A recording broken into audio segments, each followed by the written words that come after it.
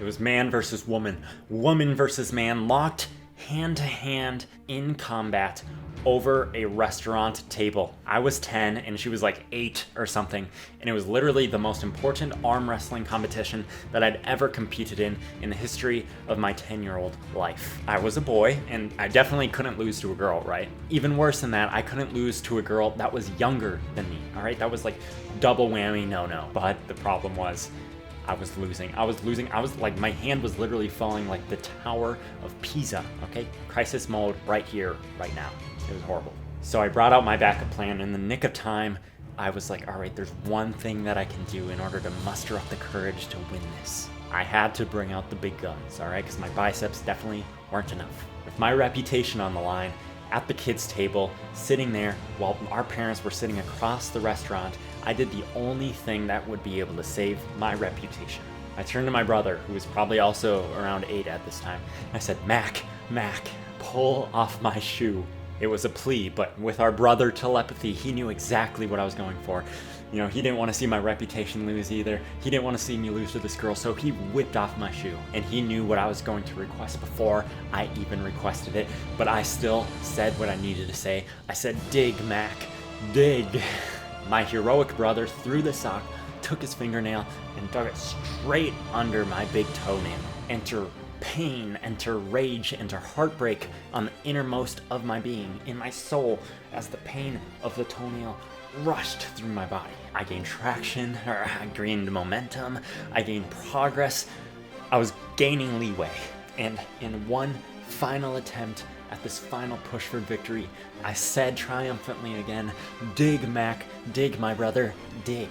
And with that final dig of his fingernail under my toenail and the pain rippling through my body, ba-boom, ba-bam, bam, the hand goes down, her hand plops down, my 10-year-old self is victorious over this 8-year-old girl, and I am screaming internally from the rooftops, not too loud because I was at the kids' table and I didn't want the parents to come yell at me for having one shoe on and one shoe off, but I was the victor, and that's all I cared about. Yes, my toenail was traumatized, of course, but, you know, my pride was intact, and that's what mattered most. My shoe slipped right back on, but this moment, this memory has never ever slipped from my mind. This moment was only a small glimpse at something much more horrid and horrible that would later happen in my life. I will be sharing my toenail horror story in today's episode of Stories with Grady.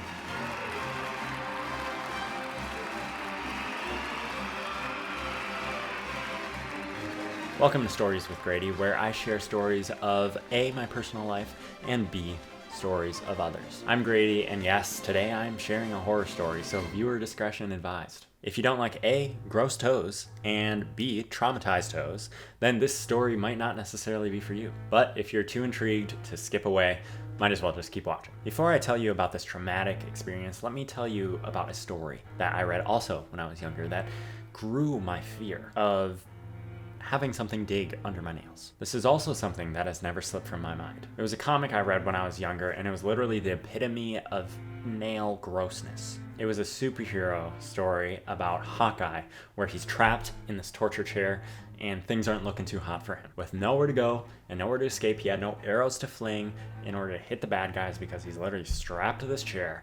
He does the only thing that he can. He uses his arrow firing accuracy to take his fingernails and flick it out of his skin into the vulnerable points, like the neck of all of these villains surrounding him. And there's like 10 bad guys, and he's taking his 10 nails and all of a sudden he's taking these guys down one by one. And I'm reading this, I'm like, this is like literally grossest thing I've ever seen in my whole life. That is like more painful than falling into a trash compactor and being compacted by the trash compactor. David and Goliath style, he was ripping his nails out. It was like, imagine if David, in the story of David and Goliath in the Bible, instead of him taking a sling and a rock, imagine if he just took his nail and flicked it right into Goliath's forehead and boom, smack down. My point is, it was traumatic for me. Fast forward to roughly, I think it was 2015, end of 2015, and I was in children's ministry, and this is definitely a story of The Show Must Go On. We were doing a 12 Days of Christmas skit for grade schoolers, and the skit was pretty much going to a very hip-hop pop song. We were playing out the 12 Days of Christmas. It was like 5, 6, 7 of us playing out the 12 Days of Christmas, And it was a very fast version of this song. And so it was da-na-na-na-na-na. Wait, that's Christmas. Yeah, that's the song. So boom, boom, boom. It's like you're like running all over the place during the song. It was like I never moved this much or broke a sweat this much during a skit in the 7 years of drama that I've done. Okay, maybe once or twice, but go with me. Anyway, so I was the leader of the drama team at this time, and everyone else was in the main room, taking a break, and I had to go get a prop. So I ran off to the prop room, and I wanted to be really quick because everyone was waiting for me. And because of the nature of the skit, I had my shoes off, and I had the socks on, of course, because I'm not going to be running around a church with no socks or shoes. That's for 2,000 years ago in the Bible times, during Jesus walking around. Even Jesus had sandals, I'm sure. So anyway, long story short, I'm in the prop room, and something absolutely horrible happened to me. If in retrospect, I guess I should have cut my toenails prior to this day. They weren't super long, but they were long enough for this next thing to happen. So I'm rushing out, like literally I'm yanking the prop room door, because I have to get back to them. I have to rush back to them in order to rush through the skit. And the door ends up going over my foot, okay? And it glides over my big toe, no problem. But somehow it ended up through the sock, snagging on the nail of my second toe, right by my big toe. And my foot stayed put, and the door snagged on the nail, and the door didn't stop either, and it just ripped that nail straight out of that socket under my sock.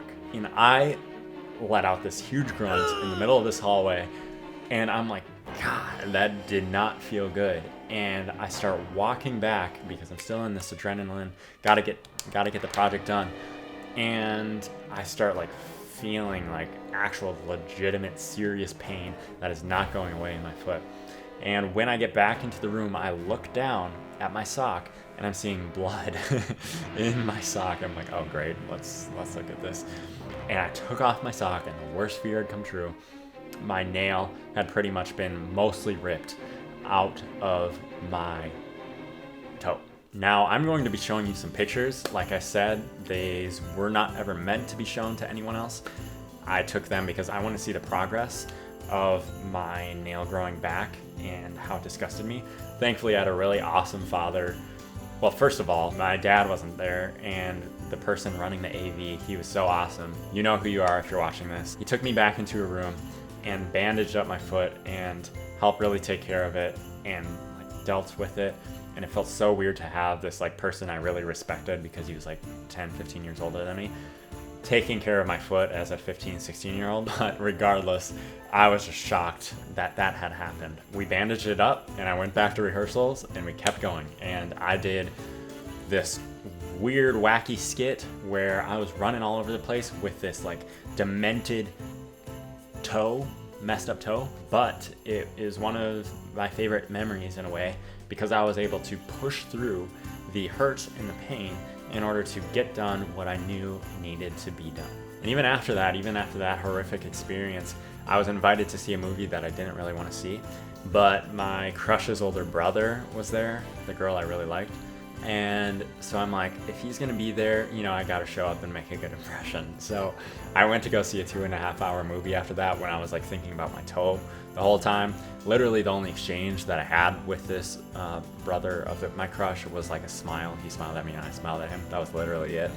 And I practically almost fell asleep during the movie while all of the rest of my friends were hyped about it. I had already seen it and they'd already seen it, but regardless. And so here's the ultimate point in my story. I've always been, growing up, scared of something happening, digging under my nails being ripped off. It's just gross, right? And you can see how motivated I was in order to have that not happen by my arm wrestling happenstance, occurrence, whatever word you want to use, right? Here's my point. Sometimes it's good to have our fears actually happen, because then we realize that we can actually push through, that we can actually survive, that it actually isn't as big of a deal as we thought it was. And after that, I was able to see my nail grow back. I was honestly worried that my nail would never be able to grow back. I'm like, how does the body even recover from something like this? Let's just say my nail that grew back looked kind of demented for a while. But anyway, it looks fine now. And I'm just excited that I got to experience that looking back, because A, it makes a really fun story, and I had a lot of enjoyment pushing through and overcoming. And like, that happened on a Saturday, and I ended up going back to church to doing everything over, practicing it all 2 more times on that Sunday. And I was excited to show the team too that it's like, all right, we might have excuses for things that we might not want to do, but we should still push through those moments, because that's what develops us as people. Anyway, have you ever had something weird happen to your toenails, fingernails, anything like that? Tell me in a comment below. In addition to that, I want to hear about some of your biggest fears and if you've ever had to face them before. So comment that below as well. And if you're bored, you're already clicking and clacking away on your screen, on your laptop, on your phone, you might as well click and clack that subscribe button, because what could go wrong if you subscribe to this channel? More toe videos? No, I'm already out of toe content, all right? We don't got any more toenail stories coming your way. So it only goes up from here, my friend, if you know what I'm saying. All right, I'll see you in the next video. I appreciate you listening to my horror story, and I hope you have no horror stories in the rest of your day. Adios.